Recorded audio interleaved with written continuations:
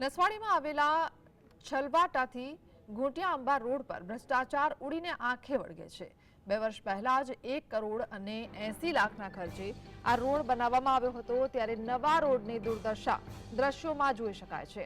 સ્થાનિક લોકોનું કહેવું છે કે માર્ગ મકાન વિભાગે કરોડો રૂપિયાના ખર્ચે રસ્તો બનાવ્યો, તે વખતે અધિકારીઓએ એસ્ટિમેટ બનાવતી વખતે 30 મીટરનો લો લેવલનો કોઝવે અથવા નાનો પુલ બનાવ્યો હોત તો આ કોતરના પાણીનો નિકાલ થઈ જાત, સાથે જ નવા મકાનોને નુકસાન પણ ના થાત। પરંતુ અધિકારીઓની મિલીભગત અને નિષ્ક્રિય કામગીરીના કારણે રોડ આખો તૂટીને ભૂક્કો થઈ ગયો છે। ગામના લોકો દ્વારા માંગ કરવામાં આવી છે આ રોડને ત્વરિત બનાવવામાં આવે, જેથી અહીંથી પસાર થતા લોકોને પરેશાની વેઠવી ના પડે।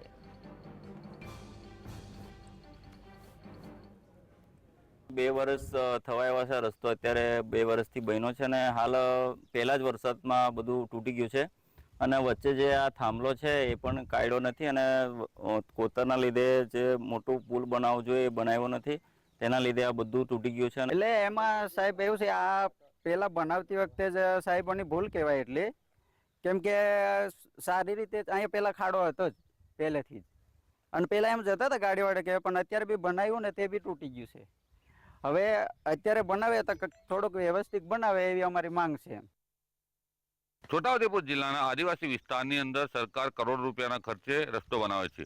2 વર્ષ પહેલા જ રસ્તો બનાવવામાં, આપ તસવીરોમાં જોઈ રહ્યા છો જે આ 50 મીટરનો રસ્તો અહીંયાથી ધોવાઈ ગયો છે। અહીંયા કોતરનો ભાગ છે, જેના કારણે આખા રસ્તાના પોપડા નીકળી ગયા છે। પરંતુ અહીંયા મહત્વની બાબત એ છે કે જ્યારે રસ્તો બનાવતી વખતે સ્થળ નિરીક્ષણ કરવું જોઈએ અને જે ચકાસણી કરવી જોઈએ તે ના કરી, જેના કારણે આખે રસ્તો ધોવાઈ ગયો અને મોટું કોતર છે। આપ તસવીરમાં જોઈ રહ્યા છો જે ગ્રામજનો છે તેઓ જે આ કોતર પરથી નીકળાતું નથી, પાણી આવી જાય છે ત્યારે જે સ્થિતિ છે તેને જોવા માટે આવ્યા છે અને તેઓનો આક્ષેપ છે કે જે અધિકારીઓ છે એસ્ટિમેટ બનાવતી વખતે ધ્યાન ના રાખ્યું। આજે 2 ગામનો જોડતો કરોડ રૂપિયાના ખર્ચે બને થોડોક જ સમય થયો છે અને આ રીતના રસ્તો ધોવાઈ જાય છે।